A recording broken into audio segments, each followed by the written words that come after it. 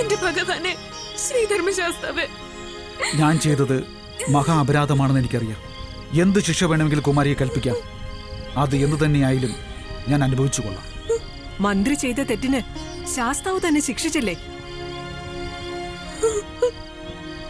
അതിനപ്പുറം എന്ത് ശിക്ഷയാണ് കുമാരിക്ക് വിധിക്കാനുള്ളത്?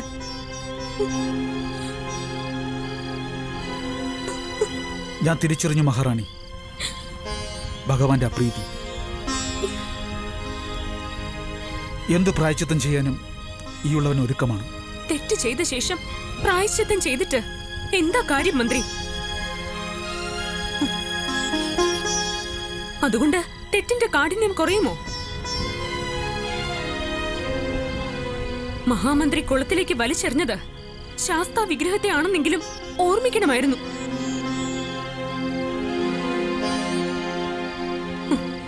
ഇത് കേവലം ഒരു വിഗ്രഹം മാത്രമല്ല.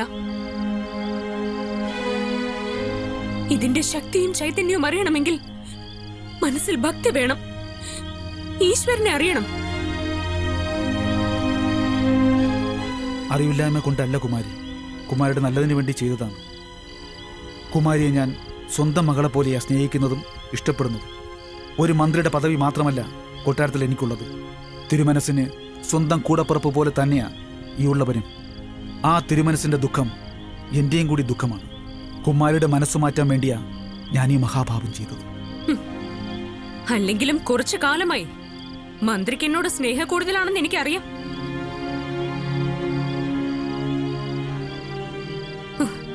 ഒരിക്കൽ മന്ത്രിയുടെ വാത്സല്യ അതിരേകത്തിൽ നിന്ന് ഞാൻ രക്ഷപ്പെട്ടത് ഒരു ഗൗളിയുടെ സഹായത്താലാണ്. മതികുമാരി, എന്തായാലും വിഗ്രഹം തിരിച്ചു കിട്ടിയല്ലോ. ഇത് കൊണ്ടുപോയി പൂജാസ്ഥാനത്ത് വെച്ചോളൂ.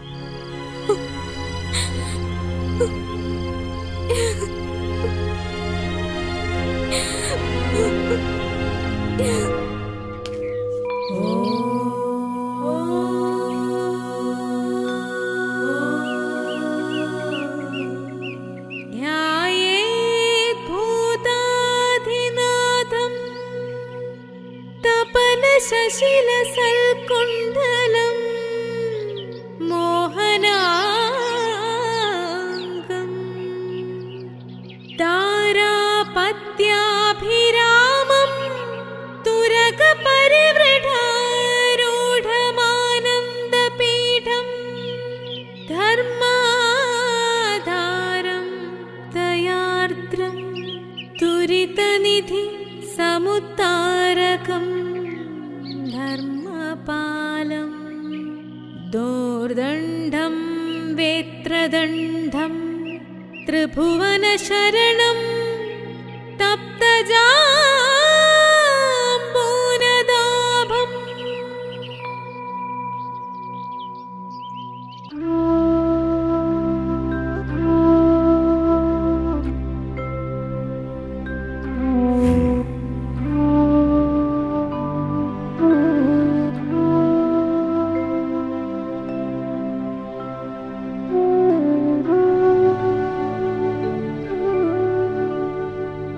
തിരുമനസേ, എന്തോ ഗാഢമായ ചിന്തയിലാണെന്ന് തോന്നുന്നു. അതേ റാണി, നാം ആലോചിക്കുകയായിരുന്നു എത്ര വേഗമാണ് കാലം കടന്നു പോകുന്നതെന്ന്. എന്തേ ഇപ്പൊ ഇങ്ങനെ തോന്നാൻ? മേടത്തിൽ പൂർണ്ണയ്ക്ക് 18 തികയും. അവളുടെ വിവാഹത്തെക്കുറിച്ച് ചിന്തിക്കുകയായിരുന്നു. ഈ ഉള്ളവളുടെ മനസ്സിലും അത് തന്നെയാണ് തിരുമനസേ ചിന്ത. എത്രയും വേഗം നമ്മുടെ മകൾക്ക് അനുയോജ്യനായ ഒരു വരനെ കണ്ടെത്തണം. നമ്മുടെ മകൾക്കും നമ്മുടെ നാടിനും നമ്മുടെ കുലത്തിനും അനുയോജ്യനായ ഒരു രാജകുമാരനെ കണ്ടെത്താനുള്ള അന്വേഷണം നാം എന്നേ ആരംഭിച്ചു കഴിഞ്ഞു. നമ്മുടെ അയൽരാജ്യമായ അളകദേശത്തിലെ യുവരാജാവായ ആദിത്യകുമാരന് നമ്മുടെ പുത്രിയെ മാംഗല്യം ചെയ്യാൻ ആഗ്രഹമുണ്ടെന്ന് ദൂതൻ വഴി മഹാരാജാവ് നമ്മെ അറിയിച്ചു കഴിഞ്ഞു. ആയതിലേക്കായി പൂർണ്ണയുടെ ജാതകം മന്ത്രിവശം നാം അവിടേക്ക് കൊടുത്തയച്ചും കഴിഞ്ഞു. ജാതകങ്ങൾ തമ്മിൽ പൊരുത്തമുണ്ടെങ്കിൽ ആദിത്യകുമാരന്റെ ജാതകവുമായി നമ്മുടെ മന്ത്രി ഉടനെ ഇവിടെ എത്തും. ആദിത്യ രാജകുമാരൻ നമ്മുടെ മകൾക്ക് അനുയോജ്യനായ വരൻ തന്നെയാണ് തിരുമനസ്. പേരുകൊണ്ടും പ്രശസ്തി കൊണ്ടും നമ്മുടെ ദേശം പോലെ തന്നെയാണ് അളകാ ദേശവും. ഈ വിവാഹം നടന്നാൽ നമ്മുടെ പുത്രിയുടെ ഭാഗ്യമെന്നേ പറയേണ്ടു. ഇത് നടക്കും റാണി. കാരണം ഇങ്ങോട്ട് വന്നൊരാലോചനയല്ലേ. നമ്മുടെ ഭരണ സാമർഥ്യത്തെക്കുറിച്ചും കൊട്ടാരത്തെക്കുറിച്ചും അവർക്ക് നല്ല മതിപ്പാണ്. ജാതകങ്ങൾ ചേർന്നാൽ ഏറ്റവും അടുത്ത ശുഭമുഹൂർത്തത്തിൽ തന്നെ വിവാഹം നടത്തണമെന്നാണ് നാം തീരുമാനിച്ചിരിക്കുന്നത്. ശുഭസ്യ ശീഘ്രം എന്നാണല്ലോ പ്രമാണം. ഈ വിവാഹത്തിലൂടെ ഇരു ദേശങ്ങളും തമ്മിൽ നല്ലൊരു ബന്ധവും കെട്ടിപ്പടുക്കാനാവും. അത് ദേശങ്ങളുടെ അഭിവൃദ്ധിക്കും നന്മയ്ക്കും ഗുണകരമാവുകയും ചെയ്യും.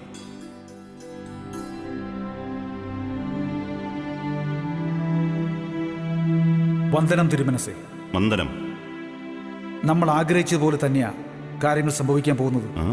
പൂർണ്ണ രാജകുമാരിയുടെയും ആദിത്യ രാജകുമാരന്റെയും ജാതകങ്ങൾ തമ്മിൽ 10-ന് 10 പൊരുത്തമുണ്ടെന്നാണ് അവിടുത്തെ കൊട്ടാരം ജ്യോത്സ്യൻ ഗണിച്ചു പറഞ്ഞിരിക്കുന്നത്. ആദിത്യ രാജകുമാരന്റെ ജാതകം നമ്മുടെ പരിശോധനയ്ക്കായി തന്നയച്ചിട്ടുമുണ്ട്.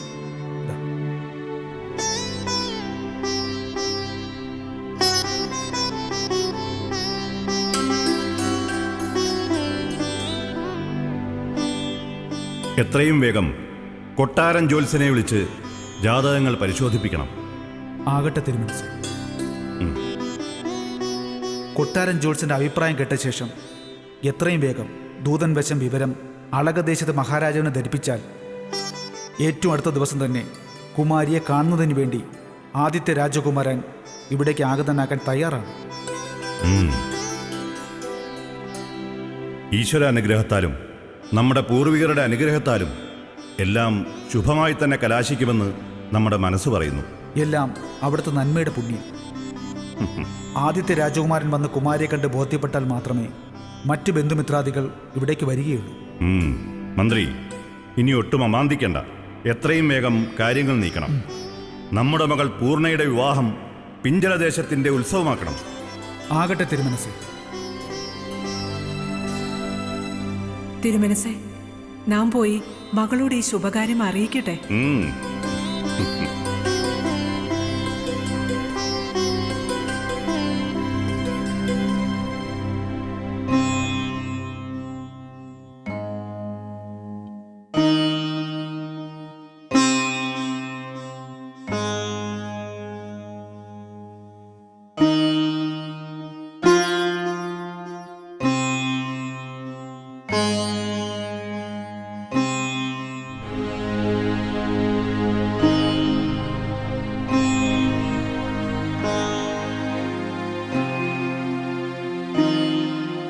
മകളെ പൂർണ്ണേ,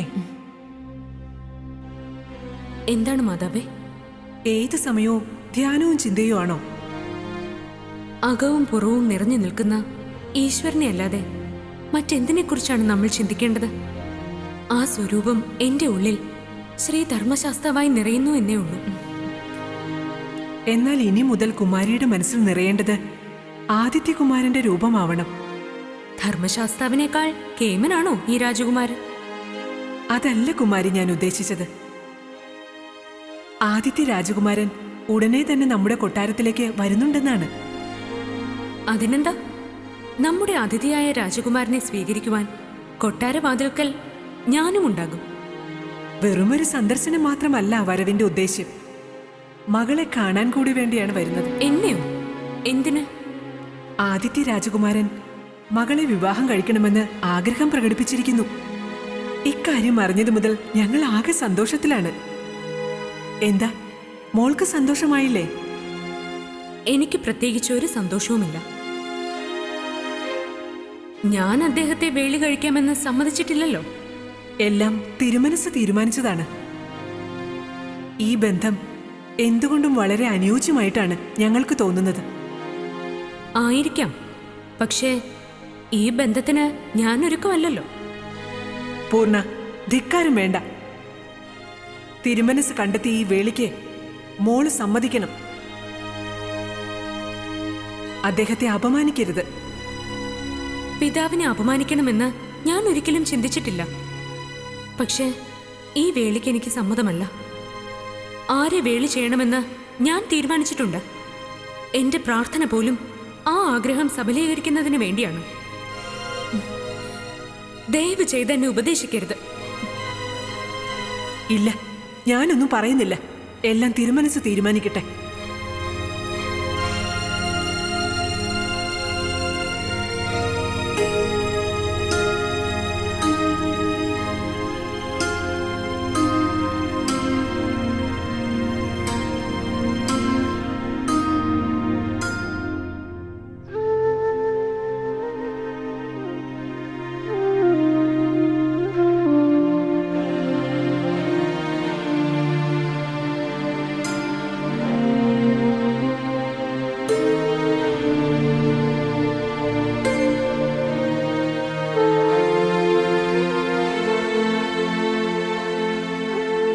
തിരുമനസേ, റാണി, ആദിത്യ രാജകുമാരൻ കാണാൻ വരുന്ന വിവരം കുമാരിയോട് പറഞ്ഞില്ലേ? പറഞ്ഞു തിരുമനസേ. സൗന്ദര്യത്തിലും ആയോധന കലകളിലും ബുദ്ധിവൈഭവത്തിലും ആദിത്യകുമാരനേക്കാൾ കേമൻ അടുത്ത ദേശങ്ങളിലൊന്നുമില്ല എന്നാണ് നാം അറിഞ്ഞിരിക്കുന്നത്. എല്ലാം നമ്മുടെ പുത്രിയുടെ ഭാഗ്യം. കുമാരിയുടെ വിവാഹം പിഞ്ചലദേശത്തിന്റെ ഉത്സവമായിരിക്കണം. നാടും നഗരവും കൊടിതോരണങ്ങൾ കൊണ്ട് അലങ്കരിക്കപ്പെടണം. ശത്രുവോ മിത്രമോ എന്ന വ്യത്യാസമില്ലാതെ സർവരെയും ക്ഷണിക്കണം. എങ്ങും എവിടെയും വാദ്യഘോഷങ്ങളുടെ അലയടികൾ ഉയരണം. ഈശ്വരനെ സാക്ഷി നിർത്തി നമ്മുടെ പുത്രി സുമംഗലിയാവുമ്പോൾ നാം എന്ന പിതാവിന്റെ കർമ്മപഥത്തിലെ ഒരു ദൗത്യം കൂടി നിർവഹിക്കപ്പെടും. പിന്നെ ചാരിതാർത്ഥ്യത്തിന് എന്തു വേണം? എന്താ റാണി, നാം ഇത്രയൊക്കെ പറഞ്ഞിട്ടും ഒരു സന്തോഷമില്ലാത്തത്? അവിടുന്ന് പൊറുക്കണം. ഇപ്പോ വിവാഹം വേണ്ടെന്നാണ് നമ്മുടെ പുത്രി പറയുന്നത്. യൗവനയുക്തിയായ പെൺകുട്ടികൾക്ക് വിവാഹമെന്ന് കേൾക്കുമ്പോൾ ആദ്യം ഒരു ഭയം തോന്നുക സ്വാഭാവികമാണ് റാണി. സ്വന്തം മാതാപിതാക്കളെ വിട്ട് അന്യദേശത്ത് അപരിചിതനോടൊപ്പം കഴിയുകയെന്ന ചിന്ത അവരിൽ അസ്വസ്ഥത സൃഷ്ടിക്കും. അതിനാലാണ് വിവാഹം ഇപ്പൊ വേണ്ടാന്നൊക്കെ പറയുന്നത്. പൂർണ്ണയ്ക്ക് ലൗകിക ജീവിതത്തോട് താല്പര്യമില്ലെന്നാണ് നമുക്ക് തോന്നുന്നത്. അതിനാലാവാം മകൾ ഇപ്രകാരം പറഞ്ഞത്. ചിന്തകളുടെ കൂട്ടമാണ് മനസ്സ്. ചിന്തകൾ മാറുമ്പോൾ മനസ്സും മാറും. അതിനായി റാണി ആദിത്യകുമാരനെക്കുറിച്ച് പൂർണ്ണയ്ക്ക് നന്നായിട്ട് പറഞ്ഞു കൊടുക്കണം. അപ്രകാരം കുമാരിയുടെ മനസ്സിൽ ആദിത്യകുമാരനെക്കുറിച്ചുള്ള ചിന്ത നിറയുമ്പോൾ ലൗകിക ജീവിതം വേണമെന്നുള്ള ചിന്ത ഉണ്ടാവുന്നതാണ്. കുമാരിയുടെ വിവാഹം നമ്മുടെ സ്വപ്നമാണ്. പുത്രിക്ക് ജനിക്കുന്ന കുഞ്ഞിലൂടെ വേണം നമ്മുടെ പരമ്പര നിലനിൽക്കാൻ. എല്ലാം മംഗളമായി ഭവിക്കും. റാണി ധൈര്യമായിരിക്കും.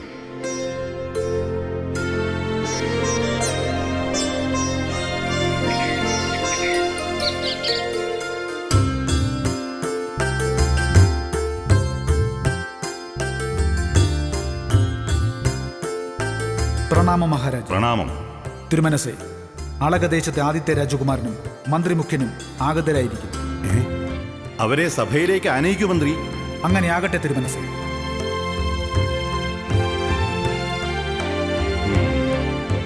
തിരുമനസേ, എങ്കിൽ നാം ചെന്ന് കുമാരി അറിയിക്കട്ടെ. ആയിക്കോട്ടെ. സൽക്കാരങ്ങൾക്കൊന്നും ഒരു കുറവും വരുത്തരുത്. എല്ലാം നമ്മുടെ ദേശത്തിന് ചേരും വിധം ഒരുക്കാൻ കലവറക്കാരിക്കാർക്ക് നിർദ്ദേശം കൊടുത്തു കഴിഞ്ഞു. നല്ലത്. ഇനിയെല്ലാം ഈശ്വര നിശ്ചയം പോലെ നടക്കട്ടെ. ഭഗവാനെ കൈലാസനാഥ.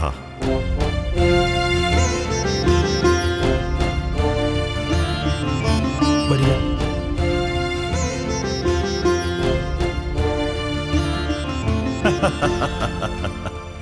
അളകാദേശത്തെ ആദിത്യ രാജകുമാരനും മന്ത്രിമുഖ്യനും പിഞ്ചലദേശത്തേക്ക് സ്വാഗതം. ആസനസ്ഥനായാലും.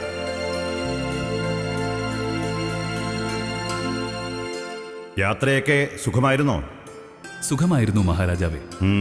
കുമാരന്റെ പിതാവ് ദേവവർമ്മ മഹാരാജാവിനെ കഴിഞ്ഞ വർഷം പഞ്ചഭൂത ക്ഷേത്ര തീർത്ഥാടന വേളയിൽ നാം തമിഴ് ദേശത്ത് വെച്ച് കണ്ടിരുന്നു.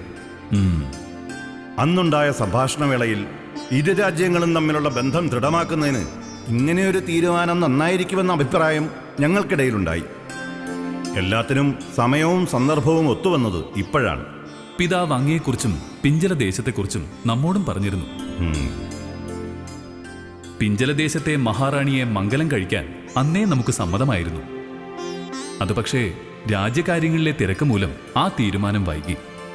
അളകദേശത്തിന്റെ കീർത്തിയും വ്യാപ്തിയും വർദ്ധിപ്പിക്കുന്നതിൽ തന്നേക്കാൾ കേമനാണ് മകനെന്ന് ദേവോർമ്മ മഹാരാജാവ് അന്നേ പറഞ്ഞിരുന്നു. കുമാരൻ നമ്മുടെ പുത്രിയെ മുമ്പ് കണ്ടിട്ടുണ്ടോ? ഇല്ല. അതിർത്തി ക്ഷേത്രങ്ങളിലെ ഉത്സവങ്ങളും ആഘോഷങ്ങളുമെല്ലാം നടക്കുമ്പോൾ നാം തേടിയിരുന്നു. പക്ഷേ മറ്റു രാജ്യങ്ങളിലെ കുമാരന്മാരും കുമാരിമാരുമെല്ലാം വന്നിരുന്നു. പിഞ്ചലദേശത്തെ രാജകുമാരിയെ മാത്രം കണ്ടില്ല. കൊട്ടാരവും പർണശാലയും വിട്ട് നമ്മുടെ മകൾ മറ്റെങ്ങും പോകാറില്ല. പ്രാർത്ഥനയും ഭജനവുമൊക്കെയാണ് അവളുടെ വിനോദങ്ങൾ. നല്ലത്. നാം രാജകുമാരി പൂർണ്ണയെക്കുറിച്ച് ധാരാളം കേട്ടിരിക്കുന്നു.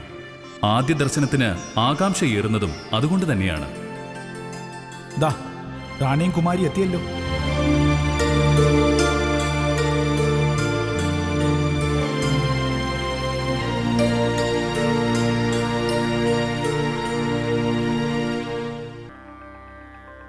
ചെയ്യുന്നത് ധർമ്മയുദ്ധമാണെങ്കിലും ജയിക്കാൻ ഭഗവാനെ തന്നെ മുൻപിൽ നിർത്തണം.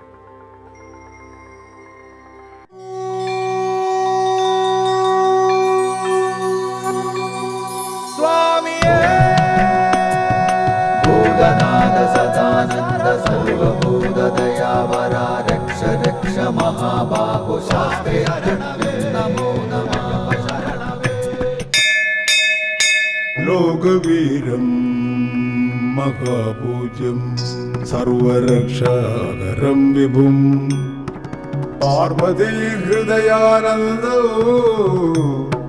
ശാസ്താരം പ്രണമാമ്യഹം.